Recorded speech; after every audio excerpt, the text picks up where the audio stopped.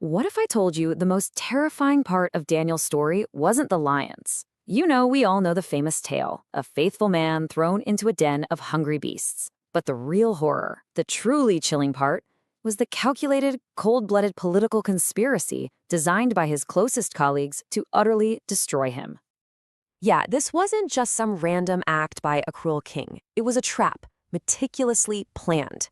The story is so much more than a miracle. It's really a masterclass in integrity. It's a political thriller where Daniel's own unwavering faith was used as the bait in a deadly plot.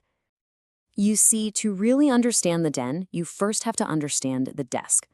Daniel held an incredibly high-ranking position in the new Medo-Persian Empire under King Darius, and honestly, it was his sheer excellence that made him a target for everyone around him.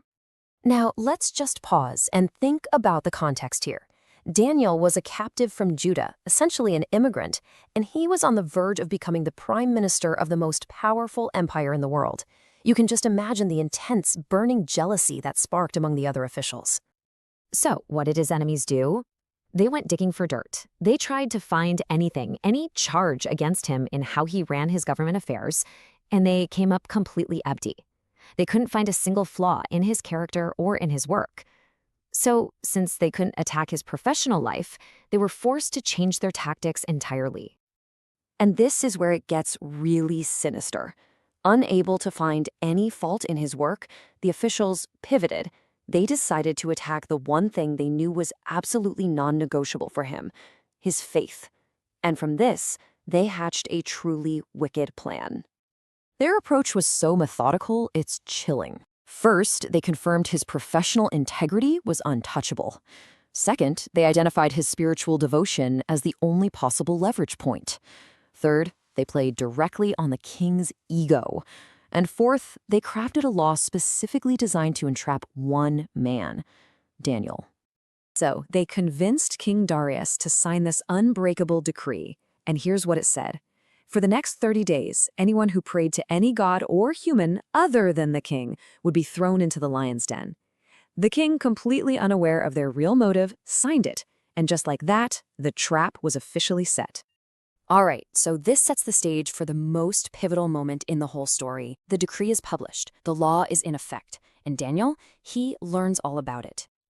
His response is immediate, and it's profound. He simply goes home to his upstairs room, where the windows open toward Jerusalem, and he prayed. The text even emphasizes he did this just as he had done before. He didn't hide, he didn't whisper, he didn't decide to just wait 30 days. It turns out the daily habit of prayer had prepared him for this ultimate test. And you have to realize, he knew his enemies were watching him. His faith wasn't some private convenience he could just put on a shelf for a month. It was a public conviction. It makes you wonder, what would you do in that situation? The pressure must have been immense. Well, just as expected, the conspirators were watching.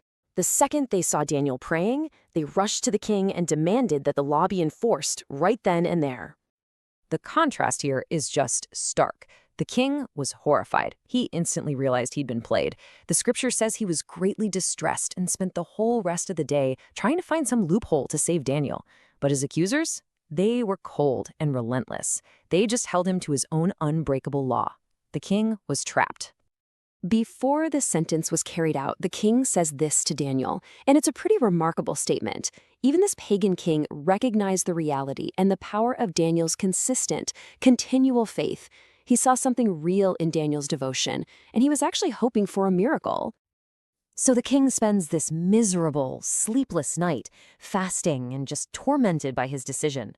And at the first light of dawn, he doesn't wait, he hurries to the den, anxious to discover Daniel's fate. Can you imagine the king's shock and relief when he hears Daniel's calm voice from inside the pit?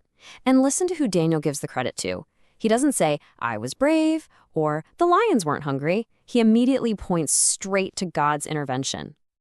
Daniel was lifted out of the den completely unharmed. And then, justice was served. The very men who had conspired against Daniel, along with their families, were thrown into the den and suffered the exact fate they had plotted for him. But this right here is the ultimate vindication. Because of one man's integrity, a pagan king issues a brand new kingdom-wide decree. He commands his entire empire to reverence the God of Daniel, declaring his power to the entire known world. So what can we take away from all this? Well, Daniel's private faithfulness absolutely prepared him for his public test. True faith is proven when the pressure is on. No political plot is too big for God, and a personal stand for what is right can have an impact you may never even see. And this is what brings the story right back to us today. It really challenges us to ask, where in our lives are we feeling the pressure to compromise our convictions? The story of Daniel encourages us to stand firm, trusting in a power greater than our own, even when we feel like we're in the den. Thank you so much for joining me for this deep dive into Daniel 6. If this was encouraging to you, please give it a thumbs up, and don't forget to subscribe and hit that notification bell so you don't miss our next explainer.